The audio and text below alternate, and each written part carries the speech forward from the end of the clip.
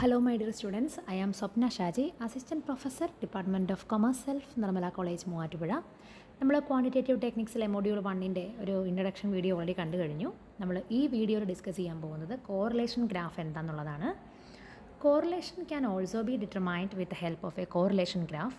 This graph give a visual study of correlation and does not give exact degree of correlation. നമ്മളിപ്പം scatter diagram പഠിച്ച പോലെ തന്നെ നമുക്കൊരു visual കോറിലേഷൻ്റെ ഒരു visual ഒരു ഇമേജ് കാണിച്ചു തരുന്ന ഒരു മെത്തേഡാണ് കോറിലേഷൻ ഗ്രാഫ്. അപ്പം തിയറി നിങ്ങൾ വായിച്ച് നോക്കുക, മെറിറ്റ്സ് ഈസിയാണ്, സിമ്പിളാണ്, അണ്ടർസ്റ്റാൻഡ് ചെയ്യാൻ പറ്റും എന്നൊക്കെ പറഞ്ഞിട്ടുണ്ട്. സിമ്പിളാണ് ഇതൊക്കെ. നമുക്ക് നേരെ പ്രോബ്ലത്തിലേക്ക് വരാം. From the following data draw A correlation graph and comment on the result. നമുക്ക് 2013 മുതൽ 2018 വരെയുള്ള വർഷം തന്നിട്ടുണ്ട്. അപ്പോൾ ഇതിൻ്റെ ഒരു പ്രത്യേകത, നമുക്ക് 2 കാര്യങ്ങളായിരിക്കും ഗ്രാഫിൽ പ്ലോട്ട് ചെയ്യാനുണ്ടാവുക മിനിമം. അപ്പം നമ്മൾ ആദ്യം തന്നെ ബേസായ ഇയർ 2013 സ്റ്റാർട്ട് ചെയ്തു, 18 വരെ എക്സ് ആക്സിസിൽ കൊടുത്തു. ഇൻകം പറഞ്ഞിരിക്കുന്നത് 2013 2 അപ്പോൾ 2013 നേരെ 2 മാർക്ക് ചെയ്തു. പിന്നെ 14 വന്നപ്പോൾ അത് 3 15 നേരെ നമ്മളത് 6, 16 നേരെ 8, 17 നേരെ 10, 18 നേരെ 12. നമ്മൾ ആ ഒരു ഗ്രാഫ് ആദ്യം അങ്ങോട്ട് വരച്ചു. രണ്ടാമത് നമുക്ക് സേവിങ്സ് ആണ് തന്നേക്കുന്നത്.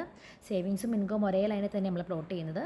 സേവിങ്സ് നമുക്ക് 2013 1, പിന്നീട് അത് 3, പിന്നെ നമ്മളത് 2015 നേരെ 4, 16 നേരെ ആയപ്പോഴത്തേക്കും അത് 5, 17 നേരെ 8, 19 നേരെ 9. നമ്മൾ സേവിങ്സും പ്ലോട്ട് ചെയ്തു. അപ്പോൾ ഇതിൽ നമുക്ക് മനസ്സിലാകും ഇൻകം കൂടുന്നതനുസരിച്ച് സേവിങ്സും കൂടി വരുന്നുണ്ട് അല്ലേ. അപ്പോൾ പോസിറ്റീവ് കോറിലേഷനാണ്. മറ്റൊന്നാണ് from the following data ascertain with the help of correlation graph whether the demand and price of a commodity are correlated. ഇവിടെയും നമുക്കൊരു വർഷവും അതിൻ്റെ ഡിമാൻഡും പ്രൈസും തന്നിട്ടുണ്ട്. നമ്മളിവിടെയും വർഷം താഴേക്ക് പ്ലോട്ട് ചെയ്തു, ഡിമാൻഡ് നമ്മൾ മുകളിലേക്ക് പ്ലോട്ട് ചെയ്യുന്നു. ഇയർ 2010 അപ്പം നമ്മുടെ ഡിമാൻഡ് എന്ന് പറയുന്നത് 50. ദെൻ 11 വന്നപ്പോൾ അത് 55, 12 നമുക്ക് 60, 13 65, 14 70, 15 75 അങ്ങനെ പ്ലോട്ട് ചെയ്യുന്നു.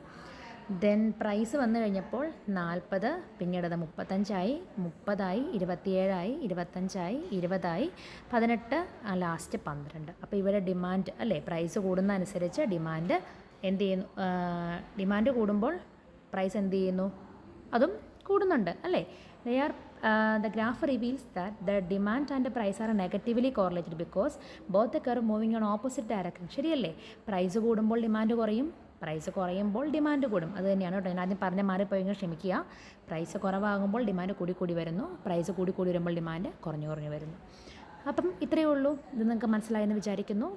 ബാക്കി വീഡിയോസും ഉടനെ തന്നെ പോസ്റ്റ് ചെയ്യുന്നതാണ്. Keep watching. Thank you.